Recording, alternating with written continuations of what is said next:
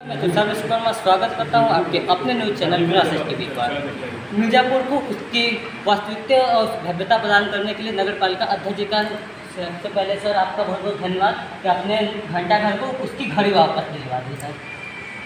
और साथ ही साथ आपको नागपंचमी की भी ढेर सारी शुभकामनाएं सर। आपको भी ढेर सारी शुभकामनाएं और धन्यवाद इस नगर के सभी नागरिकों का है, सम्मानित जनता का है।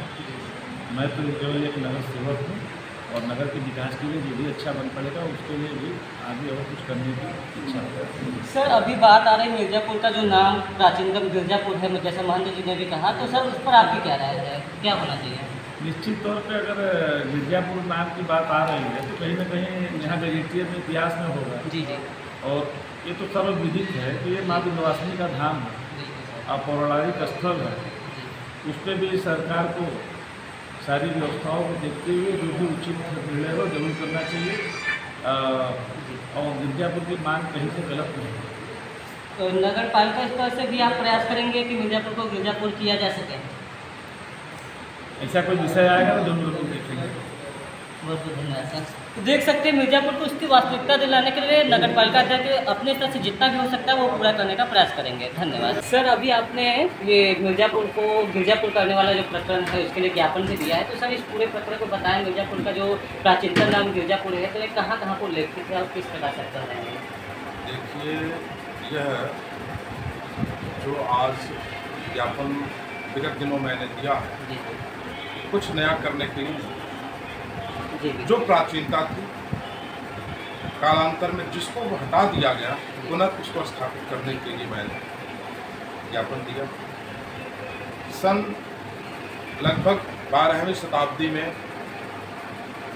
काशी के नरेश यवननार उपाख्य वननार ने इस नगर को बसाया, जिसका नाम दिया गिरजापुर।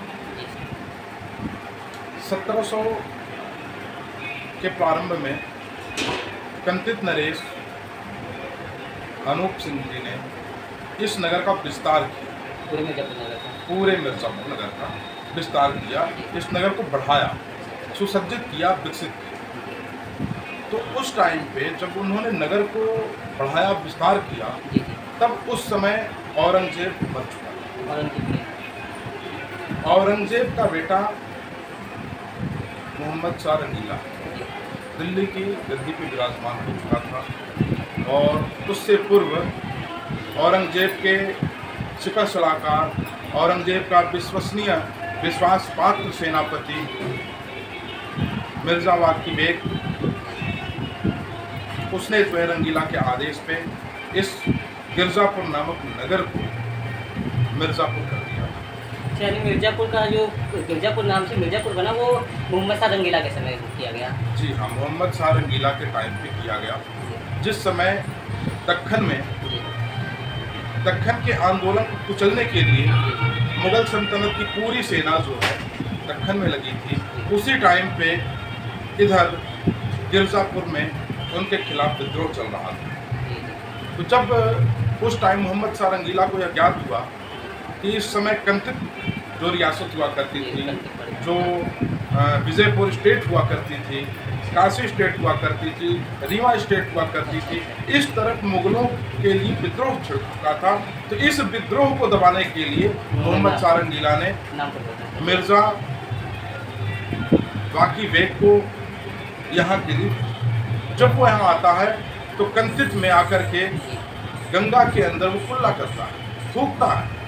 तो कंतित में स्थित एक ब्राह्मण ने उसको रोका, तो रोकने के परिणाम स्वरूप मिर्ज़ा वाकी बेग ने उसका सर कलम करके मोहम्मद शाह रंगीला के यहाँ पेश किया। जब वहाँ पे रंगीला के सामने उस ब्राह्मण का गर्दन काट के उसने पेश किया, तो परिणाम स्वरूप मोहम्मद शाह रंगीला बहुत खुश हुआ। मिर्ज़ा वाकी बेग को उसने आदेश दिया कि तुम अपने नाम से नगर बसाओ। तब जाकर के मिर्ज़ा वाकी बेग ने इस गिरजापुर का नाम हटा करके मिर्ज़ापुर रखा और तब से मिर्ज़ापुर चला आ रहा है। तो सर आपको क्या लगता है कि मतलब नाम जो परिवर्तन हो, अगर आपने कहा है तो ये कर सकते हैं? अभी आपने कहाँ पर ज्ञापन दिया इसके लिए? मैंने जिलाधिकारी के माध्यम से माननीय मुख्यमंत्री को ज्ञापन दिया और इसके तमाम प्रमाण भी मैंने उपलब्ध कराए। जो स्वतंत्रता के बाद लिखी गई परमानंद मिश्र के द्वारा जो गेजेटियर है उसमें भी लिखा हुआ है। काशी नागरिक प्रचारणी सभा काशी में तमाम ऐसे खोज विभिन्न गाँवों में इसके खोज मौजूद हैं, उनको भी प्रमाणित करके दिया गया। काशी नरेश के राजकीय पुस्तकालय में तमाम ऐसे ग्रंथ हैं जिस पर गिरजापुर लिखा हुआ है। उसके साथ ही मिर्ज़ापुर के अति प्राचीन प्रत्येश्वरनाथ मंदिर प्रांगण में भी शिलालेख है। गिरजापुर वासी जनहि करत सदैव सनात प्रत्येश्वर उपनाम पुनि श्री शिव बूढ़ेनाथ, इस प्रकार का लेख है।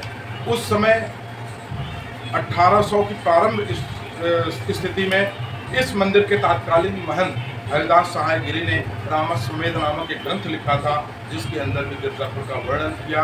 1700 में जो है यहाँ पे कृष्णदास जी महाराज हुआ करते थे, उन्होंने माधुर्य लहरी नामक एक ग्रंथ लिखा, उसमें भी उन्होंने इसका 2 नाम दिया, एक में गिरजापुर नाम दिया, एक ग्रंथ में गिरजापत्तन दिया।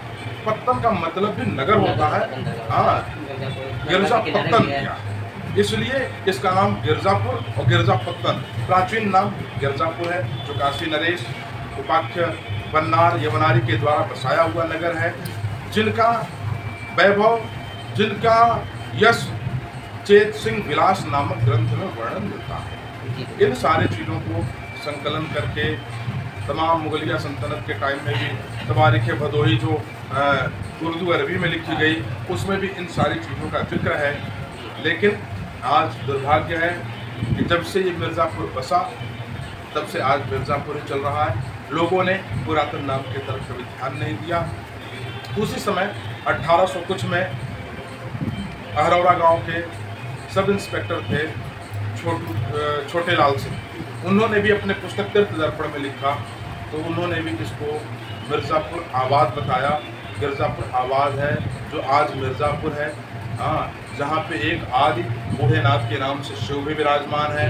यानी यहाँ देखने वाली बात यह है कि 1800 के बाद उन्होंने अपने मन मस्तिष्क से गिरजापुर भुला ना पाए और वो गिरजापुर उन्होंने अपनी पुस्तक में लिखा। आज हम उस गौरव को स्थापित करने की मांग कर रहे हैं। कोई नई चीज़ की मांग हमारी नहीं है, जो था उसी को ला दिया जाए, जो बदला गया है उसको हटा दिया।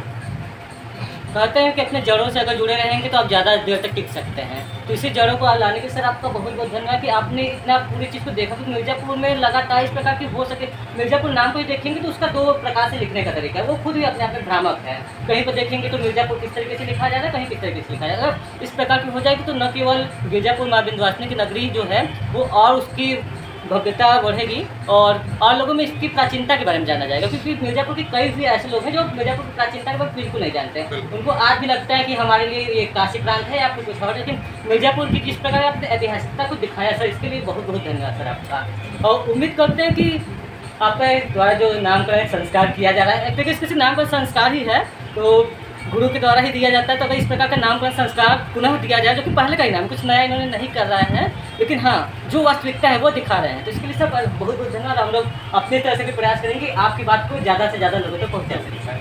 धन्यवाद।